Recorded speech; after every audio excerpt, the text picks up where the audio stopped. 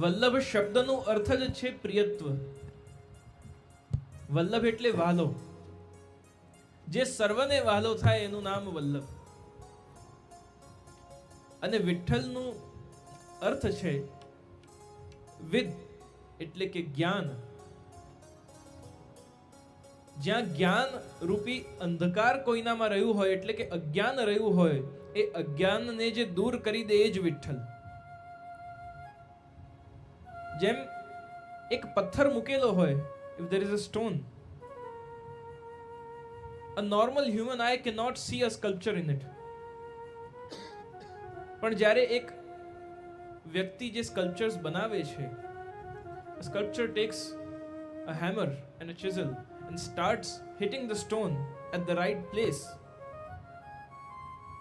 A beautiful એક કોઈમાંથી મૂર્તિ એટલી સરસ એમાંથી ઉભરીને બહાર આવે છે. મનુષ્યને એ પાષાણમાં, સ્ટોનમાં કોઈ કામ દેખાતું નથી કે કોઈ એની ઉપયોગિતા દેખાતી નથી. પણ એક આર્ટિસ્ટને એ પથ્થરની અંદર મૂર્તિ છુપાયેલી દેખાય છે. એ તો કેવલ એની ઉપર રહેલા અનાવશ્યક જે પથ્થરના કણ છે, જે સ્ટોન છે, એને હટાવે છે. મૂર્તિ તો અંદર હોય જ છે. ખાલી ઉપર રહેલી અનાવશ્યક વસ્તુઓને હટાઈ દેવામાં આવે તો અંદરથી સ્વરૂપ પ્રગટ થઈ જાય છે.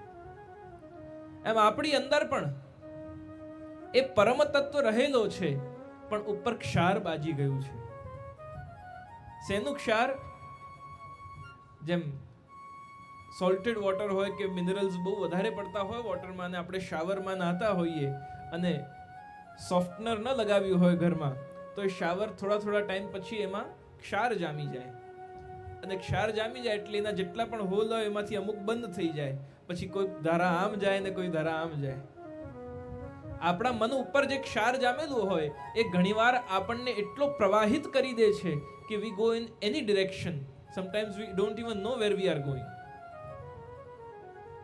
અને એના કારણે ભક્તિ કરવું બહુ જ કઠિન બની જાય છે.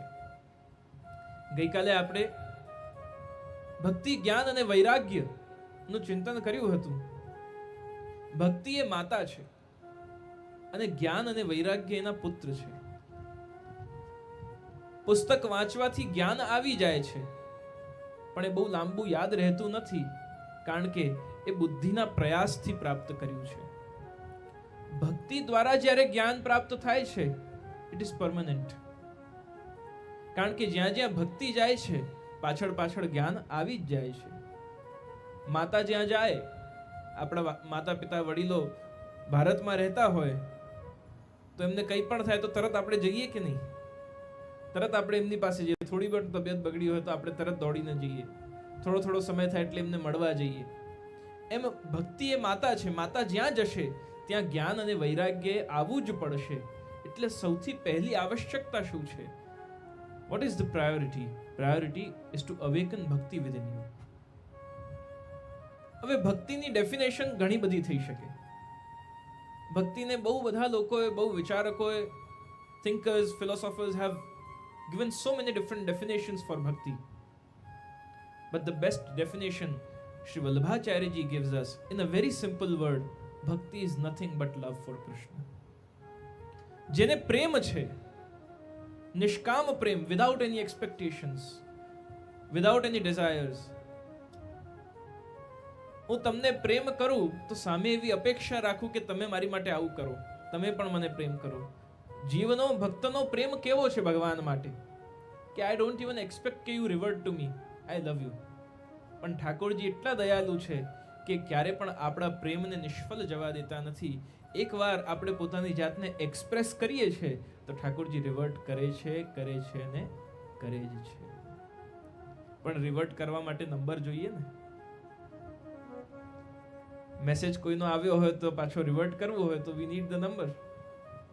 તો આજે આપણે સૌએ ઠાકોરજીનો મોબાઈલ નંબર લખવાનો છે. મોબાઈલ હોય તો એમાં લખી લેજો. ઠાકોરજીનો નંબર છે 12335518. શું છે? 12335518. હવે કન્ટ્રી કોડ બી લગાવવો પડે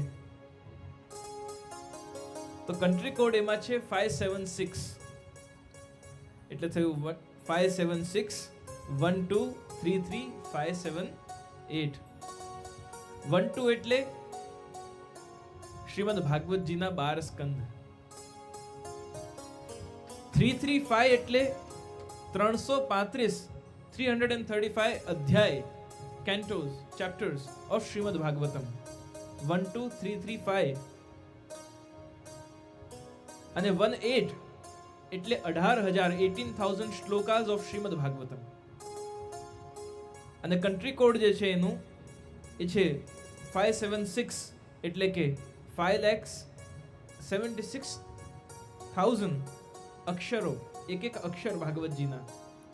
તો આ જે પોતાના જીવનમાં ડાયલ કરી લે એટલે કે શ્રીમદ ભાગવતજીના એક એક અક્ષરને જે પોતાના જીવનમાં ઉતારી લે એને શ્રી કૃષ્ણનો મેસેજ આવે આવે અને આવે જ છે.